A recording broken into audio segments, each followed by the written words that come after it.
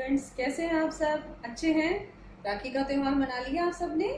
चलिए बच्चों, आज हम फिर से अपनी हिंदी की क्लास में, अभी तक हमने पहले व्याकरण के 3 पाठों का दोहरान कार्य किया और आज हम अपनी हिंदी की रीडर बुक, जो आपकी बुक है, उसमें से हम पढ़ेंगे आज पाठ 5, जिसका नाम है बहादुर बिट्टो। तो चले बच्चों, आज देखते हैं बिट्टो ने कौन सी बहादुरी दिखाई। चलिए आइए मेरे साथ पाठ पढ़ते हैं और फिर आप करेंगे उसके कुछ कठिन शब्द और मैं आपको भेजूंगी उसकी वर्कशीट जिसमें लिखे होंगे शब्द अर्थ। आपको उन्हें अच्छे से पढ़ना है और लिखना है अपनी कॉपी में। कठिन शब्द आप मुझे लिखकर भेजेंगे, ठीक है बच्चों? चलिए आइए, तो अब हम अपना पाठ पढ़ते हैं। आइए बच्चों, हम पढ़ते हैं अपना 5वां पाठ, बहादुर बिट्टो। एक किसान जिसकी पत्नी का नाम है बिट्टो, वो एक दिन किसान अपने खेत में हल चला रहा था। तो जब वह हल चला रहा था तभी वहाँ पर एक शेर आया और उसने किसान से कहा कि तुम मुझे अपना बैल दे दो, नहीं तो मैं तुम्हें खा जाऊँगा। ये बात वो अपनी पत्नी को बता रहा था। तो उसकी पत्नी ने पूछा, तुमने क्या जवाब दिया? तो किसान बोला, मैंने उस शेर से कहा कि तुम हमारे बैल को मत खाओ, मेरे घर में गाय है, मैं वो तुम्हें दे जाता हूँ। ये सुनकर किसान की पत्नी को बहुत तेज गुस्सा आया। वो गुस्से में बोली कि तुम्हें शर्म नहीं आई, तुम्हें इतना बुरी बात कहते हुए कि अगर गाय को ही तुम शेर के खिलाने के लिए चल पड़े। अगर सोचो कि अगर ये वह गाय शेर खा जाए तो फिर हमारे बच्चे दूध लस्सी कहाँ से पाएंगे? वो तो भूखे मर जाएंगे, रोटी कैसे खाएंगे? बिट्टो को फिर एक तरकीब सूझी और उसने शेर से कहा, अब तुम ऐसे करो, अभी फौरन इसी समय जाओ खेत में और शेर से जाकर कहो कि मेरी पत्नी तुम्हारे लिए एक मोटा ताजा घोड़ा लेकर आ रही है, तुम उसे खाकर अपनी भूख मिटा लेना।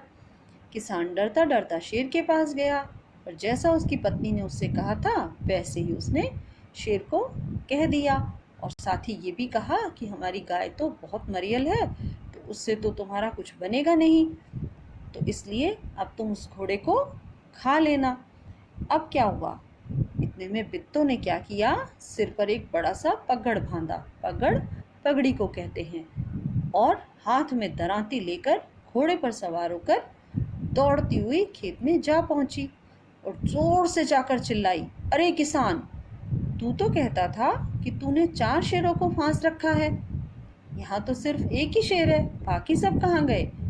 अब ये बात जैसे ही घोड़े से उतरते हुए कहती गई और आगे बढ़ती गई, तब तो शेर को लगा कि ये तो कोई बहुत बड़ी मुसीबत आ रही है और वो वहाँ से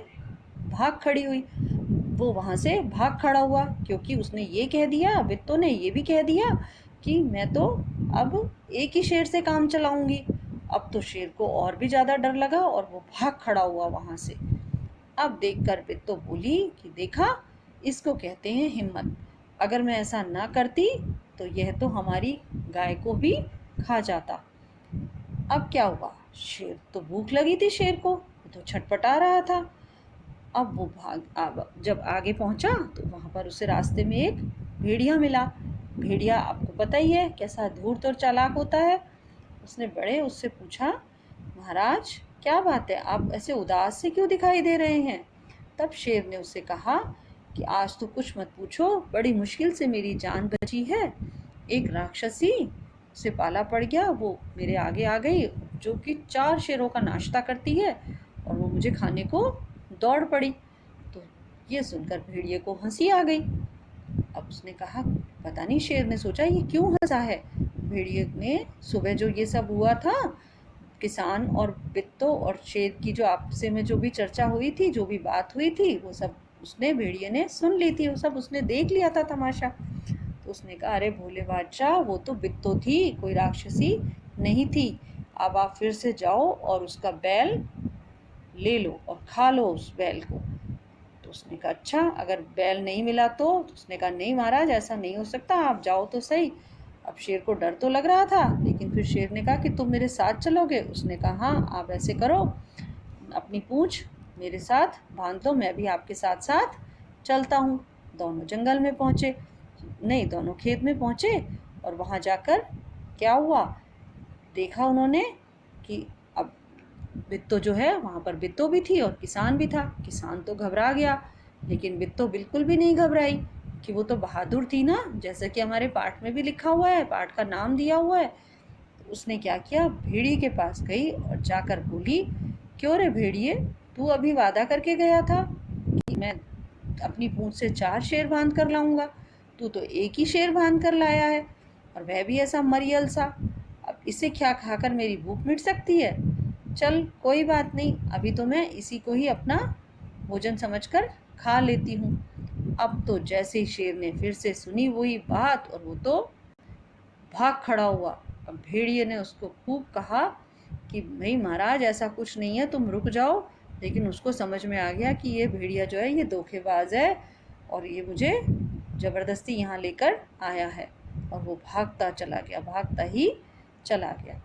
अब देखा किसान और बित्तो वहाँ फिर आराम से रहने लगे, क्योंकि अब उन्हें मालूम था कि अब शेर वहाँ खेत में फिर से नहीं आएगा। तो देखा बच्चों आपने बित्तो की बहादुरी, कैसे उसने मुसीबत का सामना किया। ना तो उसने अपने बैल को ही गंवाया और ना ही अपनी गाय को शेर के हवाले किया। तो बच्चों, इस कहानी से आपको क्या शिक्षा मिली? इस कहानी से हमें यह शिक्षा मिलती है कि कभी भी कोई भी मुसीबत आए तो हमें उसका डटकर मुकाबला करना चाहिए, डटकर उसका सामना करना चाहिए। ठीक है बच्चों, अब आप अच्छे से इस कहानी को पढ़ना, और फिर भी अगर नहीं समझ में आए तो पूछ लेना।